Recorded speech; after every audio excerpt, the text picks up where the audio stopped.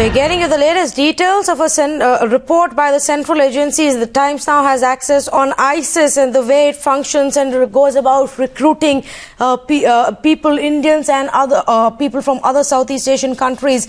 23 Indians have joined ISIS till now. Of those 6 we understand 6 Indians have been killed in the battle for ISIS in Iraq, in Syria, fighting for ISIS. But what is shocking in the revelations that are coming out is the way Indians are treated by the ISIS. We understand the report suggests that Indians are treated as inferiors. The report actually speaks of terror hierarchy and goes on to explain how Indians and several others from this part of the region are actually misled into becoming suicide bombers, are falsely convinced into becoming suicide bombers. This is the latest report that we've got. The Times has access. Their passports are burnt on arrival, we understand, and then they're tricked into being part of suicide attacks. 23 Indians have joined ISIS so far, of which 6 have died in Iraq and Syria.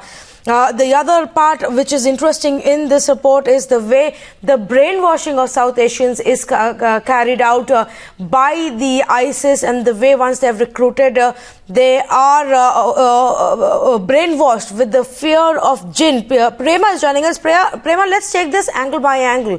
The first part, of course, are the larger numbers. The report confirming that 23 have been hired so far.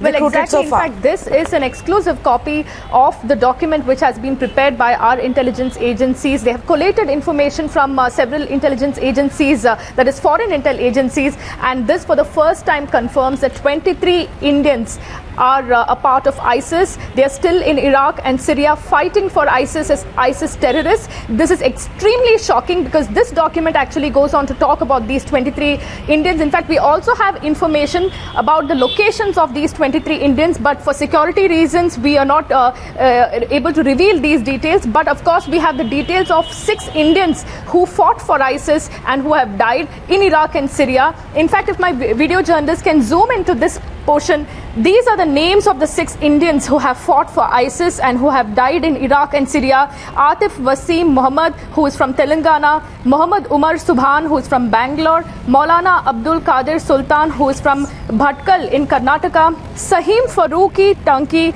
who is from Thane in Maharashtra; Faiz Masood from Bangalore, and Mohammad Sajid from Azamgarh in UP. These are the 6 terrorists who have fought for ISIS as ISIS terrorists and who have died. And this document clearly talks about 23 Indians who have joined ISIS, and they are still fighting for ISIS as ISIS terrorists in Iraq and Syria. In fact, this document goes on to talk about the kind of tactics which is being used by ISIS. It says that ISIS considers terrorists from South Asian countries like India, Bangladesh and Pakistan as inferior to Arab fighters, and ISIS in fact does not treat Indians and Pakistanis and Bangladeshi terrorists well.